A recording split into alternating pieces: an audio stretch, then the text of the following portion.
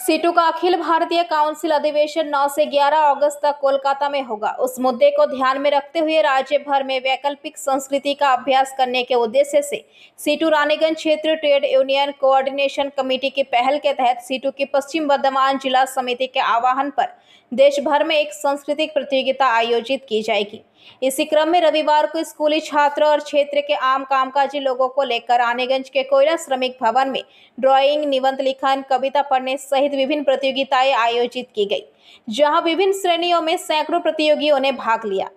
इस दिन ड्राइंग प्रतियोगिता में 3 श्रेणियों के प्रतियोगियों ने पौधे लगाने की आवश्यकता, पौधे लगाने की प्रभावशीलता, एक पौधा और अनेक जीवन, इन सभी मुद्दों के साथ वन महोत्सव को लेकर प्रतियोगिता का आयोजन किया। उन्होंने अपनी मन की विभिन्न तस्वीरें कैनवस पर उतारी और फिर निबंध लेखन शुरू हुआ। इसके बाद कई प्रतियोगियों ने स्वरचित कविताएं पढ़कर अपने विचार व्यक्त किए।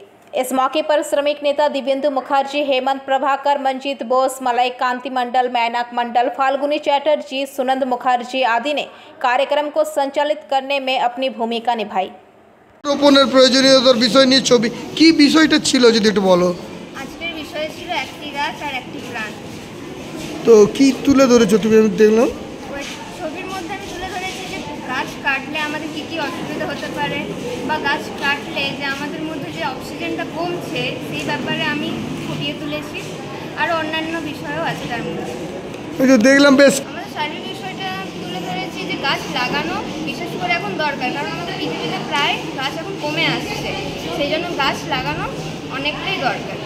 তুলে ধরেছি যে গাছ কাটলে যে কতটা পর্যন্ত ক্ষতি হচ্ছে আমাদের পৃথিবীর, সেটা আমি তুলে ধরেছি। আর গাছ লাগানোর ফলে কী কী মানে আমাদের সুবিধা হচ্ছে সেটাও আমি তুলে ধরেছি। এখন বিশেষ করে গ্লোবাল ওয়ার্মিং অনেকটাই বাড়ছে গাছ কাটার ফলে, গ্লোবাল ওয়ার্মিং অনেকটা বাড়ছে। তার উপরে যে বৃষ্টি হচ্ছে, বৃষ্টির মধ্যে জলভাগটা তো কমে যাচ্ছে, অ্যাসিড বৃষ্টিটা বেশি বাড়ছে। তার মধ্যে আমাদের প্রচণ্ড ক্ষতি হচ্ছে, যেমন জমি টমি বা কৃষিকাজে এই সবেতেই আমাদের অনেক ক্ষতি হচ্ছে। না, ছবির মাধ্যমে তো পাওয়া অসম্ভব, তার মধ্যে আমাদেরকেও উঠে আসতে হবে, সবারই মানে সুবিধাজনক করে করে মানে গাছ লাগানো বা গাছ কাটা থেকে রক্ষা করা ইত্যাদি। কি নাও তোমার? আমার নাম তনুশ্রী পাল। পড়ো। আমি 11-এ পড়ি, আমি আর্টস নিয়ে পড়ি। আচ্ছা, তো এর মধ্যে কি বোঝাতে চাইছো তুমি? এখানে এই গাছ লাগাচ্ছে, এই গাছ থেকে অক্সিজেনটা চলে যাচ্ছে, অক্সিজেন মাস্ক। তো আজকে কি সাবজেক্ট রয়েছে তোমাদের ছবির? একটি গাছ একটি। কি নাম তোমার? কোন ক্লাস পড়ো? রোপণের প্রয়োজনীয়তার বিষয় নিয়ে ছবি কি বিষয়টা ছিল যদি একটু বলো। আজকের বিষয় ছিল একটি গাছ আর একটি প্রাণ। তো কি তুলে ধরেছো তুমি? আমি দেখলাম ওই ছবির মধ্যে আমি তুলে ধরেছি যে গাছ কাটলে আমাদের কী কী অসুবিধা হতে পারে, বা গাছ কাটলে যে আমাদের মধ্যে যে অক্সিজেনটা কমছে সেই ব্যাপারে আমি ফুটিয়ে তুলেছি। আর অন্যান্য বিষয়ও আছে তার মধ্যে। ওই তো দেখলাম বেশ আমাদের শারীরিক বিষয়টা তুলে ধরেছি যে গাছ লাগানো বিশেষ করে এখন দরকার, কারণ আমাদের পৃথিবীতে প্রায় গাছ এখন কমে আসছে, সেই জন্য গাছ লাগানো অনেকটাই দরকার।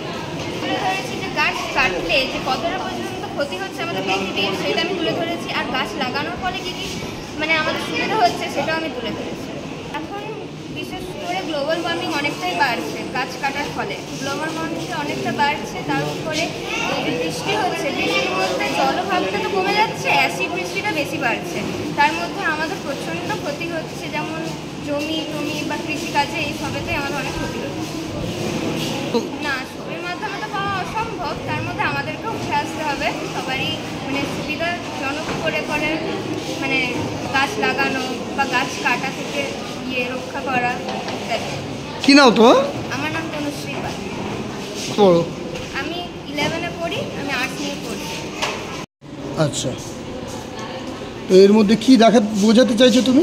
এখানে এই গাছ লাগাচ্ছে, এই গাছ থেকে অক্সিজেনটা চলে যাচ্ছে, অক্সিজেন মাস্ক। তো আজকে কি সাবজেক্ট রয়েছে তোমাদের ছবির? একটি গাছ একটি। কি নাম তোমার? কোন ক্লাস পড়ো?